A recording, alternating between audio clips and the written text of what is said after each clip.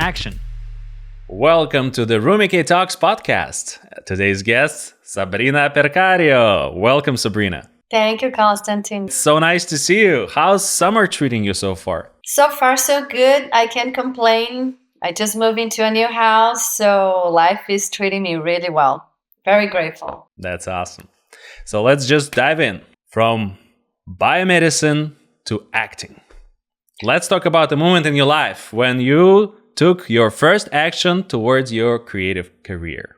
Yeah, no, that's an interesting question because when I tell people, oh, I used to be a biomedic, used to 10 years working with Chinese traditional medicine, they're like, why? What made you choose acting? And what happened was, back in Brazil, I used to live, in São Paulo. I used to do a workshop for 200 people, 300 people. And I was terrible. I was very shy. I didn't have stage presence. My friend at that time, he said, why don't you do some acting just, to speak better and all? That was in 2010. And I just fell in love.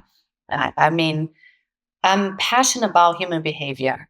So the moment you're learning acting, you're studying characters, you put yourself in someone else's place, you understand their motivation. And that made me resonate, I learned more about myself. It was like a therapy session. I learned about myself. I became, I was more respectful, compassion, because I understood people's behavior. I had these two jobs. I had my acupuncture office, and I was also a drama teacher for kids. After studying theater and all, I became a drama teacher for kids, and that was also another fascinating experience because you learn so much from kids. They are so spontaneous. They love you or they hate you. It's simple. So I grew a lot from that experience. The turning point of my life was in 2013, where I did an audition for a New York Film Academy, and I got a scholarship. So at that moment of my life, I said, you know what? I'm going to go all in. Go for it. Go for this master's program in fine art. And that's what I did. I went to LA in 2014. I was very lucky to get that scholarship. And the program would last 2 years. Mm-hmm. And, some challenges happened before, right? I think I want to share that because it's so inspiring. English is my second language. Imagine living 34 years of your life in Brazil, São Paulo, not speaking English. And then suddenly, you got a scholarship, but now you have to do the TOEFL test. I don't know if you're familiar, right? I mean, every international, they know what the TOEFL test is, the proficient English test. And I was petrified. I'm like, how am I going to do this? The book is on the table. That's all I knew. So I remember sharing my struggle with my mom at that time. And she said, honey, just focus on the solution. If you need to study for this test, well, then prepare yourself. And for 3 months, I was crazy studying for the English test. I even did some TFT, thought field therapy. It's a technique to remove blockage and emotional fear of doing tests. And I did, and I passed, thank God. Otherwise, I wouldn't be here. I only had one chance to do that test. The reason is if I didn't pass that test, I would lose my scholarship. So no pressure, right? Yeah, that's great. Exactly. So this is my philosophy of life. Focus on the solution. And then she said, do one thing at a time. You need to focus on the test, focus on that. Okay, now you got the test, you passed. Then NIFA, New York Film Academy, said, okay, welcome to NIFA, but you need to send your portfolio. I'm like, what portfolio? I did theater in Brazil and that was it. My background in biomedicine, I didn't have any experience in films or anything. So again, focus on the solution. I had to do 2 short films. And one of them was about a Brazilian studying English. What else could I talk about it, right? That's all I was doing. So I did a short film, English prep. And the irony is the movie is a silent movie. Isn't that funny? So I did those 2 short films and prepare a monologue and my resume. Okay, long story short, I was ready for the master program. And I told my mom, I did it. I'm ready to go to LA. And then she told me, honey, I've seen it. You're going to make it. And Mm. that was our last conversation, because after that she passed away. Mm. And she gave me her blessing. I even got chills just by talking about every time I talk about that, because she knew, she had the vision. She knew I was ready. She knew it was right for me. She always believed in me. And my thesis film, right, when I finished the program, my thesis film was Julia, a tribute to her, to share how much I love her. Yeah. Yeah, that's a wonderful story. Of all the places, why LA? Why not New York? Or is it just like a natural direction for people from Brazil? Excellent question. I was between New York and LA. Two things made me choose LA. First one is, like, if you want to act for film, Hollywood. You have to be in LA. I didn't want to focus on theater much, right? Second, but most important decision was the weather. I'm from Brazil, tropical country. I was going to suffer in New York in the winter. I'm like, no. I think LA, the weather is kind of like Brazil. I'm going to survive. So yeah, those were my decisions. Yeah, I guess that's what happened to me too. I came to LA after New York, and the weather just bought me. Yeah, when no. everyone, And you have everything here. yeah, exactly. Each time someone asks me why do you choose LA or versus New York, I say the weather. Always the weather. Yeah. That's number one. Whatever you do, however And you if you feel, like, the weather is always gonna be nice to you most of the time. yeah. And if you like the winter, that's fine too. Here in LA, you want snow, go to Big Bear Mountain, go to Lake Arrowhead. You have your cold weather there waiting for you. But if you want to go to the beach and enjoy the sun, then yes, LA is your place. Exactly. What do you think about making films in LA? What are the challenges and what's great about it? Well, we're talking about independent films, right? So The great thing about it is everybody's in the same boat. So the teamwork, the mindset of, like, let's help each other. I have an idea, so I reach out to my director friend, my writer friend, and we all collaborate. We all have the same goal. We want to make this film happen. The downside is like, the challenge is the budget. It's always the budget. How are you going to make it? Are you going to take money out of your pocket? Are you going to do crowdfunding? Are you going to ask for favors? Are you going to do deferred payment? I like to give back. I like to retribute. So if someone gives me a favor, I want to give back. Mm-hmm. So many times in my early career as an independent filmmaker, I worked for free and they worked for free. So we did this exchange. We help each other. And then at the moment I'm producing a low budget film, but I had a little bit of budget. It gave me so much joy to pay my cast and my crew. But again, it's all about networking. It's all about who maybe a filmmaker who has their own gear. Then you can negotiate better deals. If I hire you as a director, maybe you bring your camera with you, like a package, a flat fee, So it's all about who you know and being respectful, because then people will help you. They want to work with you again. Treat the equipment well, because then, okay, she's careful. I want to work with her again. Every project has hiccups and problems. And again, back to focus on the solution. I think, instead of pointing fingers who did what, and the camera is broke, then let's find a solution. Maybe do a rehearsal while we try to find a replacement. And you got to keep going forward, keep going. And time is money, right? You don't want to waste time on set. If something happens, you need to focus on the solution. Otherwise, you're going to waste a day. But again, if you bring the right people to the project, they all going to be trying to find a solution. They're all going to be trying to make the best out of it. It's a joy. It's stressful, but at the end of the day, I hold each project as my baby. So at the end of the day, when I do the delivery and it's like, it's done, we finished, it's a wrap, it's so much joy. It's a blessing. Yeah.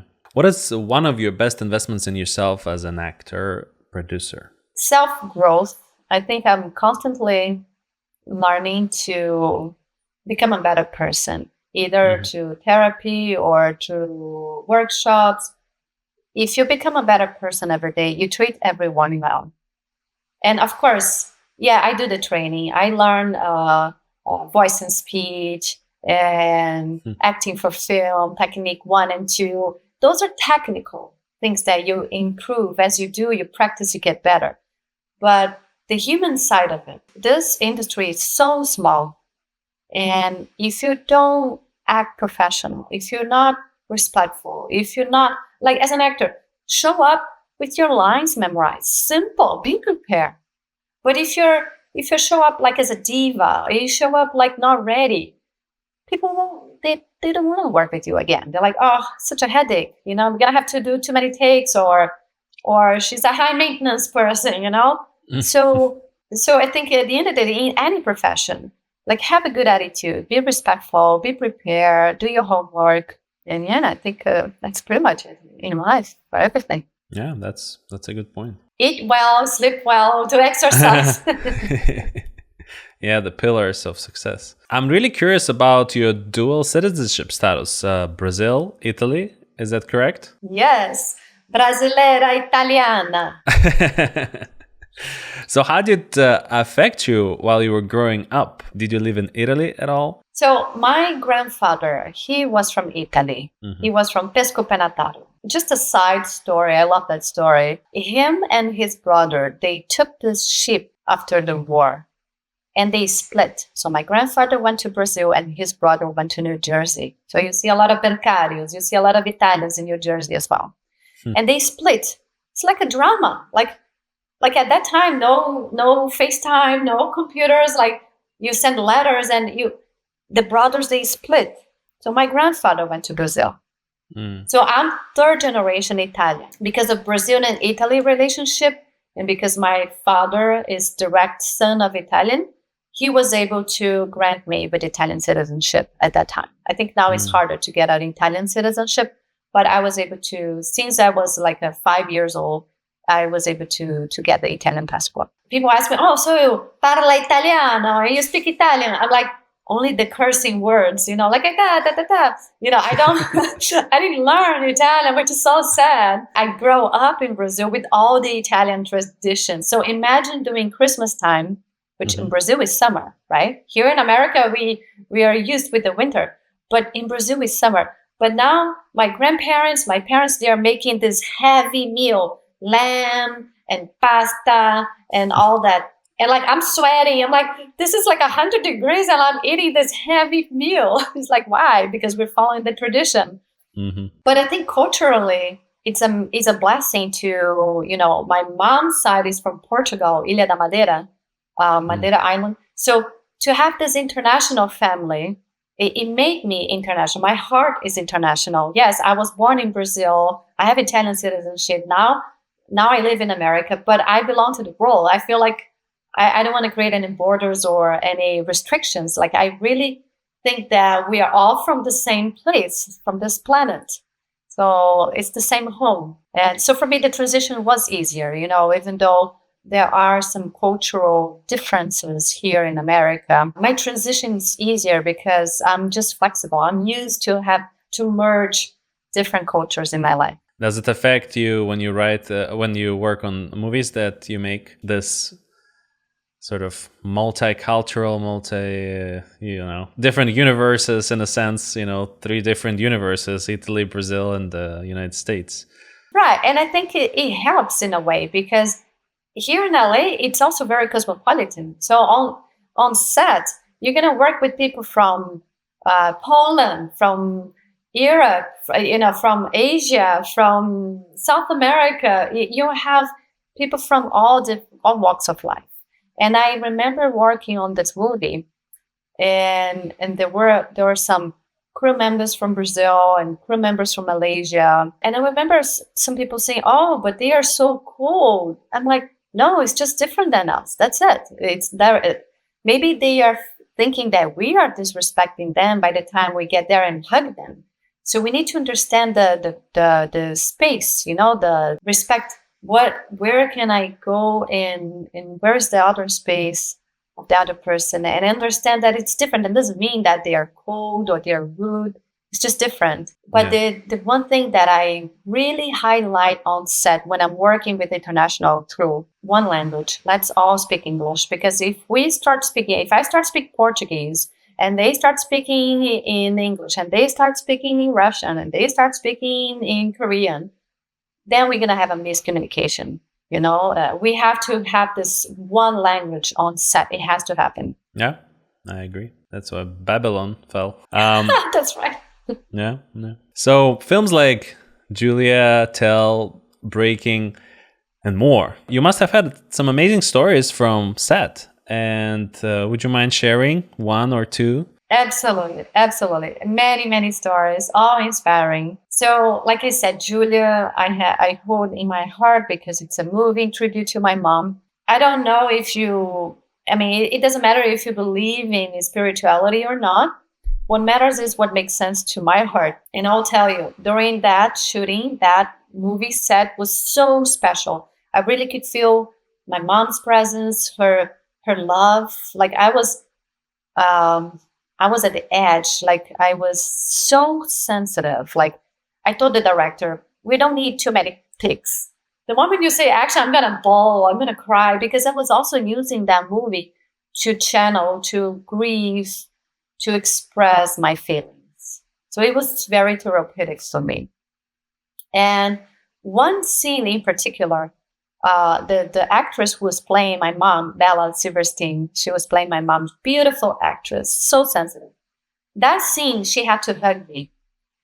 And that scene in particular, we did like 4 or 5 takes, and I was telling the director, no, that's no good. I don't like it. Let's do one more. And I was irritated. And I didn't know why, because she was doing a good job as an actress. So I went to the room to meditate, to have give me 5 minutes. I meditate. And I'm like, what's going on, Sabrina? Everybody's helping. Everybody's doing a great job. So why you're so irritated? And that moment I realized, well, she's not my mom. She's not going to hug me like my mom. So it was like an aha moment for me to realize while I was doing that movie and I was grieving. So I went back, and whatever she did, whatever the actress did, I really accepted. And I really understood that that's the opportunity for me to share my feelings and how much I loved her. Now, there was another magical moment on that set. It was the martini shot. For those who didn't know what martini shot, we didn't get a drink or anything. It's the last take of the whole movie. I'm still getting chills. It's amazing how, it was so special. So the scene is, I'm by the door. Behind me, there are some Christmas lights because it was during that time. At that scene, I'm closing the door in a metaphorical way, saying goodbye to my old life and welcome to my new life. So I was closing the door. So the director said, let's cut. That's no good. I'm like, what happened? Well, the Christmas light behind you is blinking and it's very distracted from the scene. Can you just go to the neighbor and ask them to stop blinking? My friend went to the neighbor. She asked to turn off the lights or to stop blinking. The light stopped blinking. The scene was beautiful. It's a martini shot. It's a wrap. Then I went to my friend. I'm like, thank you for going there and talking to the neighbor. And she told me, well, there was nobody in the house. I'm like, how? The lights stopped blinking then? Nobody was in the house? And then suddenly the lights stopped blinking. We did the scene and then that was it? How? So that was magical. I'm like, okay, believe it or not, that really happened. That was magical. Wow. And she was pulling some tricks. I'm okay, let me help you. Sabrina, you don't want the lights blinking? Okay, bling. I don't know. That was beautiful. And the scene was magical. Wow. Yeah, that's some story for sure. That's crazy. Yeah. And like I said, believe it or not, but it doesn't matter. I think at the end of the day, it made me so happy to share that because I could really feel her presence. I could really feel her love during those days that I was shooting, and everybody was so emotional. Like I could see, as an actress, you should be present in your character, but I could see everyone else behind the camera. They were tears were falling, and it was so touching. They were touched by it. And it was so beautiful to see that. Those moments are golden, yes. Let's move a little bit from the emotional part of filmmaking to the technological for a second, or the future, so to speak. What are your thoughts on AI in the film industry? I love AI. Have you tried any of the apps yet? I did try, yeah. ChatGPT, and my brother, he is a big AI supporter. Like, he just showed me the other day. He's like, Sabrina, I did a clip, and the AI wrote a poem, and then he combined it in music and put in a clip. So at the same time, I understand both perspectives. From a business owner who's not in the film industry, so my brother's not in the film industry. For him, it saves time, saves money. He had exactly what he wanted. In a few minutes, the clip was ready. From our perspective, well, we're not hiring a composer. We're not hiring a writer. We're not hiring an editor. So of course, it will affect in some ways. But I think at the end of the day, I remember when my father, he came from the era where we didn't have computers, and now we have computers. Mm-hmm. And I learned from him, because he said at that moment he used to print documents for schools and that thing. And he said, Sabrina, I have two choices. Either I fight against and I'm going to struggle, or I accept and I use in my favor. And that's what I think. It's going to happen, either you like it or not. So let's use in our favor. How can we use AI to help actors, to help producers? There are many softwares, like especially for producers, you like budgeting, you're doing scheduling. There are many softwares and AI that will make your life easier. You don't have to do manually page by page marking, It's a transition, and some people suffer with transition when you move. The sooner you accept, the lighter you understand that it's going to happen, your life, the transition will be smooth. And if you know how to use it in your favor, you'll be fine. And then maybe it's an opportunity to learn a new skill. Yeah. Is there something that you're planning to start using, thinking about it? Not that I'm thinking, anything that will help in the production side with budgeting and scheduling. Yes, then I'll use it for sure. But I don't have an example right now, and nothing is happening right now for me to. Mm-hmm. But definitely, if I know a program, I'll ask you for recommendations. Then I'll definitely use it. All right. How do you organize your day? How do you plan all the things that you do in your life and be able to accomplish all of those great things that you did? More than 42 projects and other events and like schools and online classes, like so many different things. How do you manage to keep it all under control? Very good question. I'm very organized. It's my nature. Since I was 13, I love to clean and organize. I love a spreadsheet, a binder, everything. I love it. So that's important. You have to be organized. And you also need to understand the priority. What is your priority? Because if you have like 10 things happening at the same time, you don't want to do the 10 things at the same time, because you're not going to do it well. When they say multitasking, that's not multitasking. You're doing poorly all the 10 things. You have to do one thing at a time.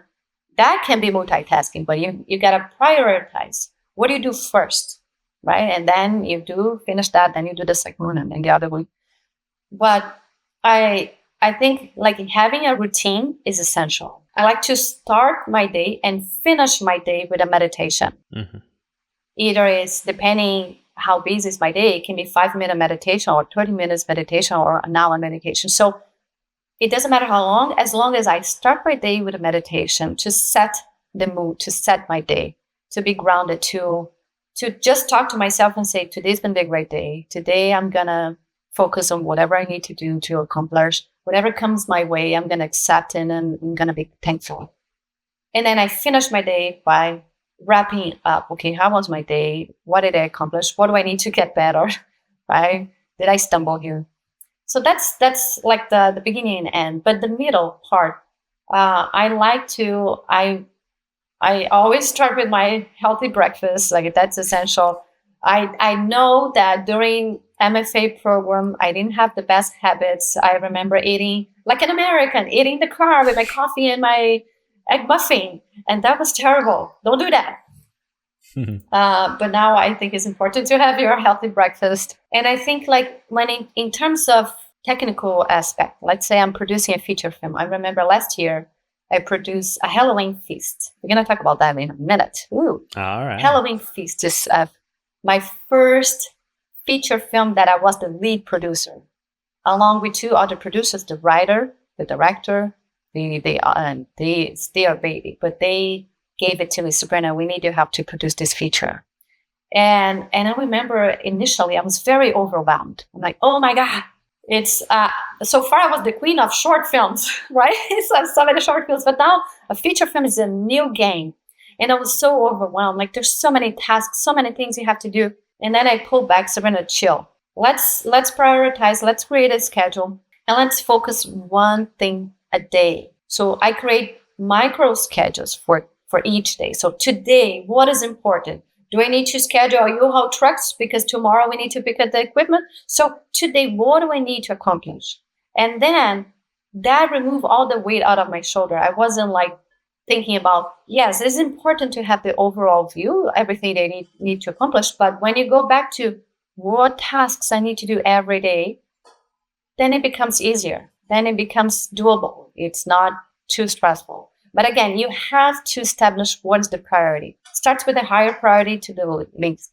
So let's talk about the Halloween feast. What's the most exciting thing that you can share about this movie? Okay, so as you know, I'm all about peace and love. All my stories, it's about touching people's hearts, inspiring stories based on true events. So when my dear friend Gil Branco, a year and a half ago, he asked me, Sabrina, can you produce my film? And it's a dark comedy. It's a horror type film. I'm like, Gil, this is not my cup of tea, right? He said, but please read the script. Just read the script. And I'll tell you, it was so well written. Not because Gil Branco is my friend. Gil, I love you. But he really did a good job. He's a wonderful writer, and he also wrote my feature film, Living the Dream. But so he's very talented. And when I read it, it was funny. So it's a dark comedy. And Halloween Feast is a dark comedy. It was funny, intelligent comedy. It's not like the goofy comedy. It's very intelligent. And it has an existential crisis. And we are talking about nihilism, which is like, if we are all going to die, is all worth it? So I love that subject. I love about anything that makes you think about life, makes you think about, make you reflect. So long story short, I said, okay, Gil, I'll produce your feature. Let's do it. And so he was the director. It was his first time being a director. He was one of the actors on set. He was the writer. He was also one of the producers. Then we have Lou D'Amato. Also, he was on the East Coast at the time, so he was producing from there. Mm-hmm. And I'll tell you, like I say, each project is a baby. The delivery was like a forceps. It was one of the fastest projects that I produced, from pre-production to production and post-production. It was like so fast in a way that we already got distribution deal. And on August 8th, 7 p.m. at Lumiere Music Hall, we're going to have our screening premiere of Halloween Feast. So you're all invited. Let me know. It's going to be beautiful. We're going to have red carpet, all the fuzz, fun and games. Yes. So thanks to Gil, he did a wonderful job doing post-production. And again, it's a team effort. That project in particular, Gil and Lou D'Amato mainly, they raised the funds for that project. It's a low-budget feature film. But low budget, it's no equal to quality, because the quality, when you see the film, and it's unbiased, right? It's not because I produced it, it's not because I did the film, but the quality, the production value of the film is phenomenal. It really looks like we spent thousands. And that's because of the collaboration. Gil was able to find amazing locations because he had friends.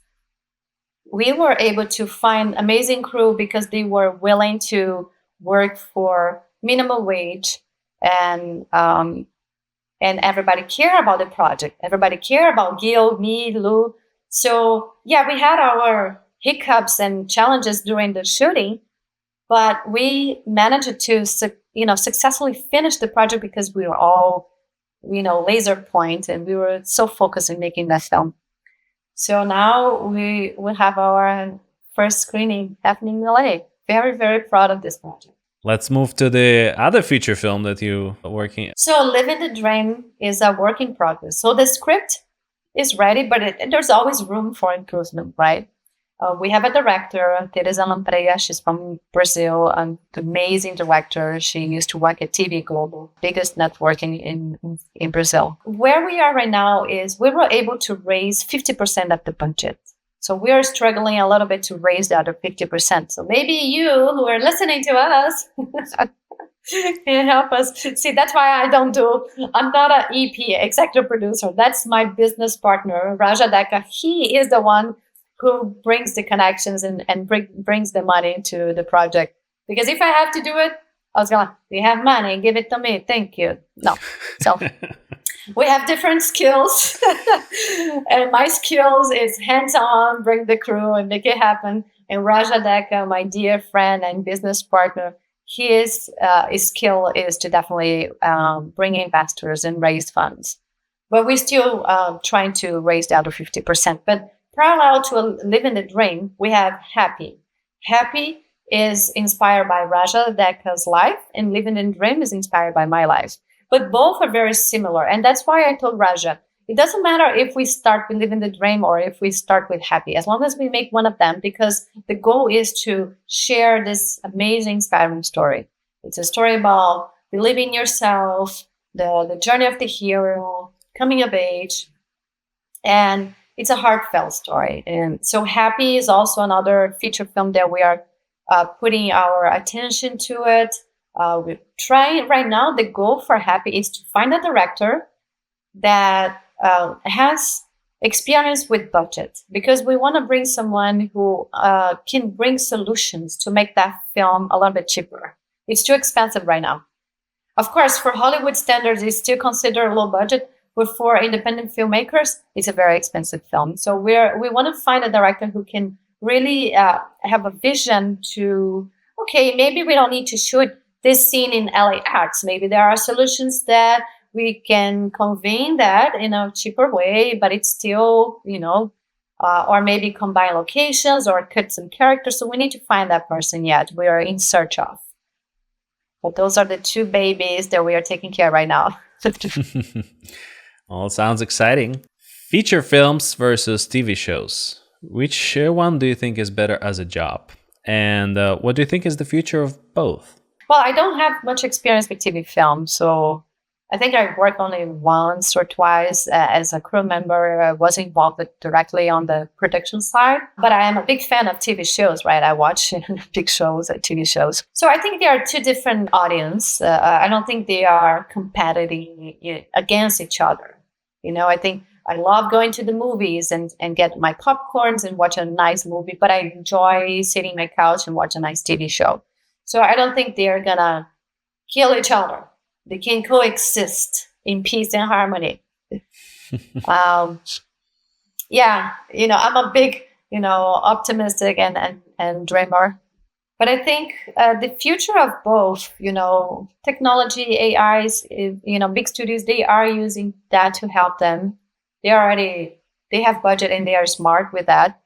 And I think we'll always have content, either through AI content or human content. We're always going to have a subject to share, either if it's TV form or music form. So it's going to be good. It's going to be all right. We're going to be fine. It's going to be all right. Yeah. What is the biggest lesson you've learned while making films in LA? Or just in general while making films? Believing in yourself. I know it's cheesy, right? Believing in yourself, because you're going to hear so many people critiquing your work. Oh, the script is no good. Oh, you're never going to make it. Oh, you're going to go back to Brazil. 80% of the international, they go back, they're not going to make it. And if you give power to what people say, you're not going to make it. Then they are right. But that's their fear, not yours. If you love what you do, if you believe in yourself, you're going to do it anyways. And of course, it might not be perfect, the first project. It might not be perfect, the second project, but you are doing it. That's kudos to you. So I think that, and also we're talking about art, which is subject. Even Oscar-winning films, some people will say, it wasn't that good, it was great, it was not great. So people have opinion. at the end of the day, if you're proud of your own project, if you're like, okay, that's the message, that's what I want the audience to get the feeling of it. And if one person is touched by it, that's fine. I'm happy. Of course, you want to get paid and all that. But it is important to be stubborn. Be stubborn. If I wasn't, I'll tell you, if I wasn't stubborn, I mean, my mom used to call me stubborn, and I used to tell her, no, I'm determined because I know what I want. If I wasn't determined, I wouldn't make Julia.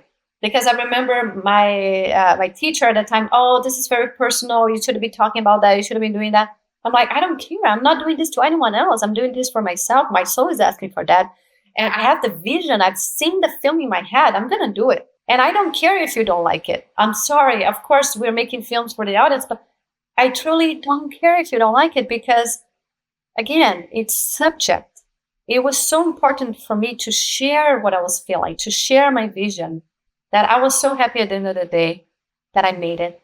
And I wasn't expecting, Julia was the first film that I got awards. I wasn't expecting getting awards.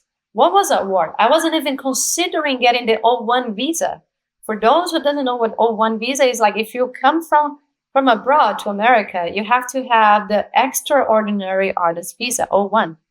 And in order to get that, you have to have awards, at least awards. And I wasn't considering that. So Julia was the first one that I'm like, I'm getting awards. I'm competing against other filmmakers who are in this industry longer than me. I'm like, I was so mind blowing. It's like so grateful. When I share that film, I still hear people saying, yeah, it was okay. The lighting wasn't that great.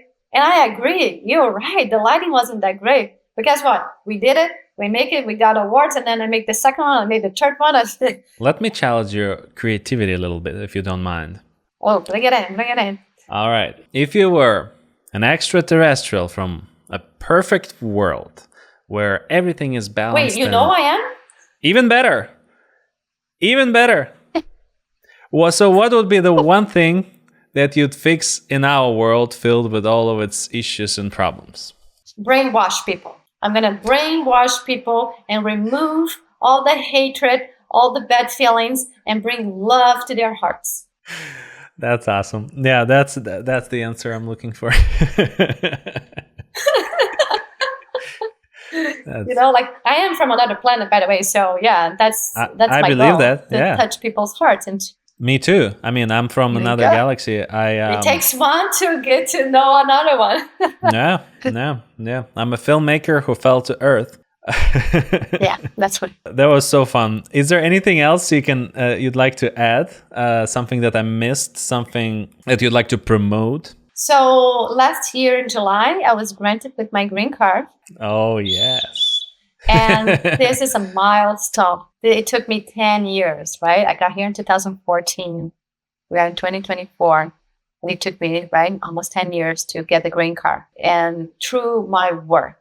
And I have the mentoring program where I help young students who want to come to America to follow their dreams, but they don't know how to get a visa, how to get a scholarship. So I guide them because I feel like I didn't have that guidance. And if I knew, I would save some time and money because I made bad decisions. So now I want to share. Of course, there's not only one way to succeed, but I want to share what I did and maybe help them to succeed as well. So I'm the example of if I was able to get a green card through my work, anyone can do it because I came from Brazil with another film industry, right?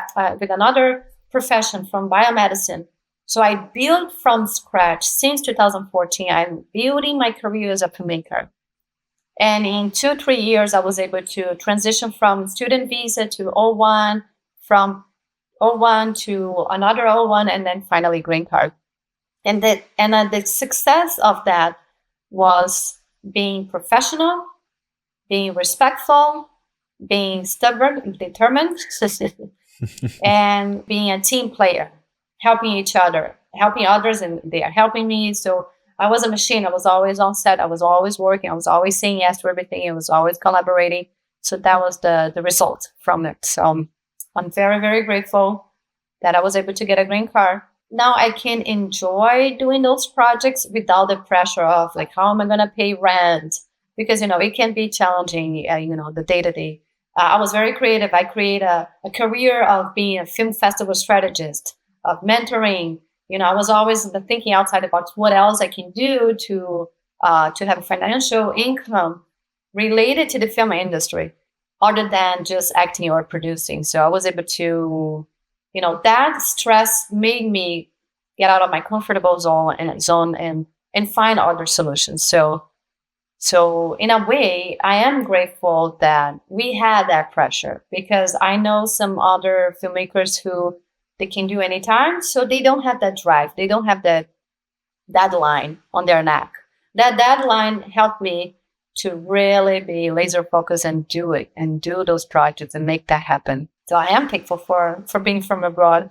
Yes, language was a challenge and culture was a challenge, but you adapt. We adapt as we go. So the more open your heart, the more you absorb whatever is happening outside you.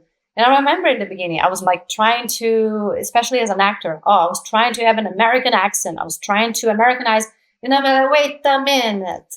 I have this colorful, I have this beautiful look and accents and backgrounds. I'm going to use this in advantage, not against me. So I stopped fighting. And trying to be something that I wasn't.